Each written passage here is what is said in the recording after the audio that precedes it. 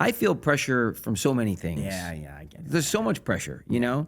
I love it. You have to try to just be present, right? Yeah. You know, that's really the key to anxiety and stuff I've found. And you know, talk to therapists about it and stuff, you know, and it's sort of the overwhelming theme thematically is just like, you know, the future you can't control, the past you can't change. Yeah. The present you have to try to remain in so that you can enjoy it. And the present is what you can sort of figure out. And that's why if you remain present, you will not get too far ahead of yourself and you'll cut down greatly on the anxiety because the future causes anxiety. It's true. You're right. Future causes anxiety. Past causes sadness. Yes. So if you're living in the or past, lament. Yeah. But if you stay present, you can kind of sort of, in my opinion, you know, really sort of control as you never fully control anything, obviously, but you have the greatest grasp on sort of what's going on if you're just present with it. And that's what I try to do. Look, life certainly throws its curveballs at you. It has with all of us and it has with everybody out there. Yeah. Nobody is immune from tough times and just from overwhelming feelings, especially today. Yeah. Like I said, technology in general is just overwhelming. It's overwhelming. It overwhelms the human experience to a detrimental degree, in my opinion. But I feel because we can't even really have it. It interferes with our interaction as human beings. We can no longer even communicate without our phone dinging, without something going on, a buzz that alerts us to something we're either missing or something that's going to cause anxiety or something we need to handle, and we can never be present. It takes us out of the present, believe it or not. No, it's so true. And So it has you I hate focusing it. on people who are creating these fictitious lives that aren't really yeah, of even course. there. I was going to be for me. It has to be focusing on stocks, I know. which just gives me a lot of anxiety. Oh, my goodness. gosh. Yeah, the Greatest financial roller system. coaster ever. It really is, man. Yep. It's like night and Up day 12 every bucks, day. down 12 bucks. Yep. Up Yeah, 12 it's bucks, down wild. 12 bucks. Yep. I know. Yep, I know. Time. Big a little, talk a little, big a little, talk a little, big a little, big, talk a little. I mean, that's literally life, kind of, right? It's Yeah. the yin and yang. No, like you said though, the present. That's why it's called the present because it is. It is. It's a gift. That's the gift. Yep, exactly. Is that right wild? now. You can't control. I mean, look, you wake up tomorrow and you see these catastrophic things that happen, or you know, somebody has a heart attack tomorrow. You have a heart attack. I have a heart attack tomorrow. What are we doing? Why didn't we enjoy today? Isn't We're it worried about crazy? tomorrow. We don't even enjoy today. Isn't it crazy? It's the hardest thing to do, but that's And it's a shame vital. because it It's usually vital. takes, like the people, the mentors that I look up to in this situation, it usually takes some kind of really bad Something like that. event. It does. Something that's going to force you right. to Reevaluate literally- everything. but to literally force you to have the discipline to wake up in the morning. It takes discipline. and make sure your mindset is in the present every day. Yep. Yeah. I tell myself that. tough. Honest to God, I tell myself that tough. 15 times a day. Like, why can't we just stop? Why I can't literally we go, Joe, appreciate it without these crazy I know. events? I happening? literally go, Joe, stop. Let's just deal with today. Yep. I can't Yeah. try to precog tomorrow. you can't. know? The precogging drives you literally nuts, Yeah. you know? And I'm guilty of it. I try to yeah. handle things. I want things to go smooth. You know, there's a lot of stuff in my life, you know, and just coordination and, you know, I'm worried about the girls and, you know, my daughters and everything. So I always try to think about like what's the best to do for them and, you know, Charlie with college and Libby going into, you know, 8th grade. And it's just like, oh man, there's so many things to worry about, you know? And then you just go, all right, I'm taking it one day at a time. I'm gonna do the very best I can. And, you know, that's all I can do. That's all I can do. But it is so difficult to do that. It is. It's so difficult. It's not easy. My mind runs wild at night. I don't know if anybody else out there experiences. You ever wake up like with your heart pounding away in the middle of the I night? slept like an hour last night. I 'cause know. I kept waking up every couple hours. I know. Just I know. freaking out about Me too. Just random everything. shit. Yeah. I know. I know, when man. when I was going through a tough time a little while back, I would wake up with just panic to the point where like I almost thought I couldn't breathe. Absolutely. That's happened to me a lot. And I'm like, I was like, is this it? Is this that know. moment? I know. You know, and you're like, wow. So yeah, I've been sleeping good now, but I've been through Oh, that. wow. Great. Now, that hasn't been going on for several months. I'm sleeping like a little baby. Oh, God. Wow. That's... Because let me tell you, life is good. Life sleep is literally great. perfect.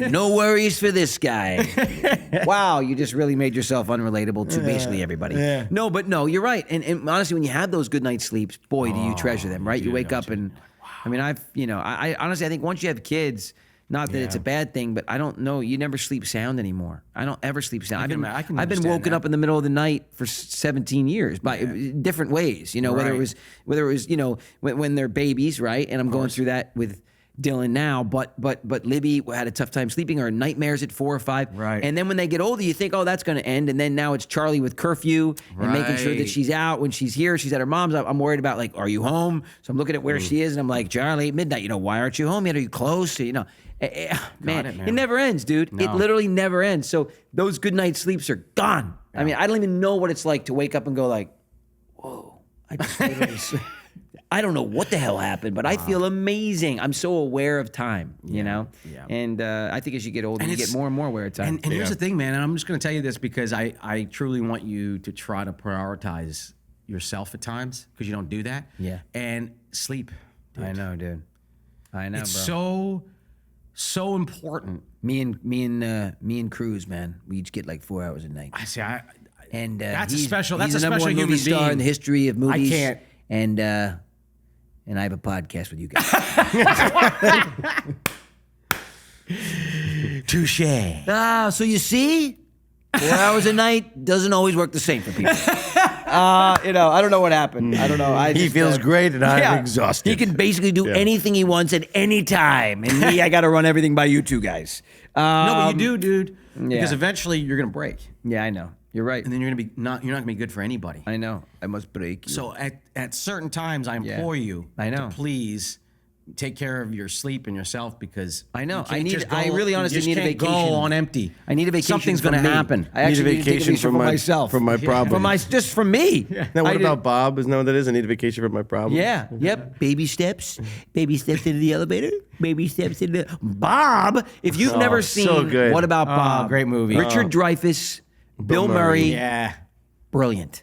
This movie is so damn funny. Yeah. It is an incredible twist on a therapist-patient relationship. It's amazing. I highly recommend it. It was a major hit movie in the early 90s. Really check it out. What About Bob? You'll one love of those it. smart comedies. Oh my God, they that don't make them anymore. we just not- well, it was original. We're gonna try to make we them. We are. It wasn't but- based off a book. It didn't Yeah. have an IP, intellectual property that everybody knows. They actually just So true. created something, put it out there. The people loved it. It's an amazing movie. You guys will love it. Yep. What I About totally Bob? agree. What Oh my About Bob? gosh, amazing movie.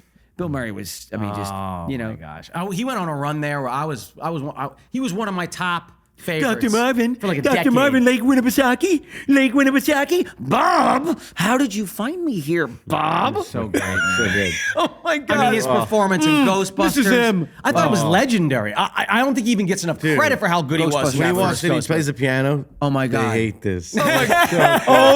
Okay. Oh, nothing's happening in there. What a shame. I know. Oh, my gosh. dude, he was so good. Again, so good in that and we film. say it all the time, and whatever, the entertainment industry. Like, What's the one with honestly, who cares? Honestly, Was it truly, Election?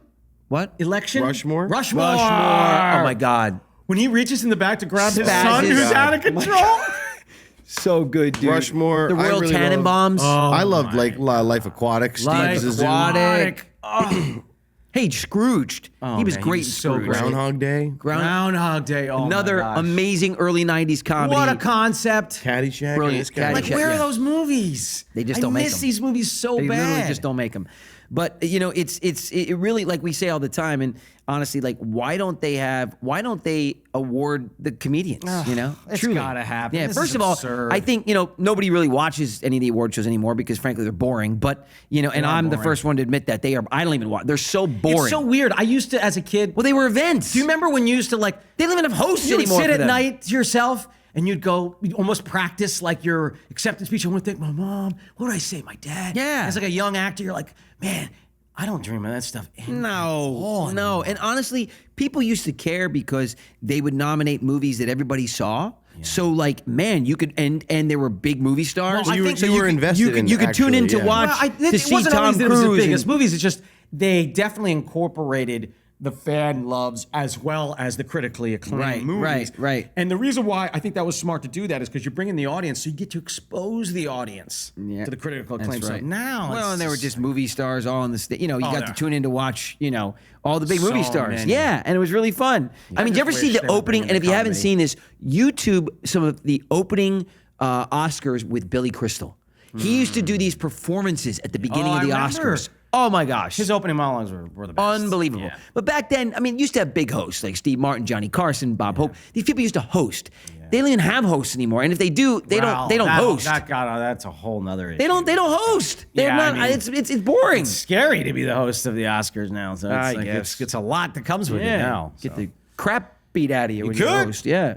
You very say well something could. wrong. Maybe somebody comes up and slaps you or something. I don't know. Jesus, what the hell? I was just making a joke. I will kick your ass. Why? The old backhand. It's how you keep comedians in line these days.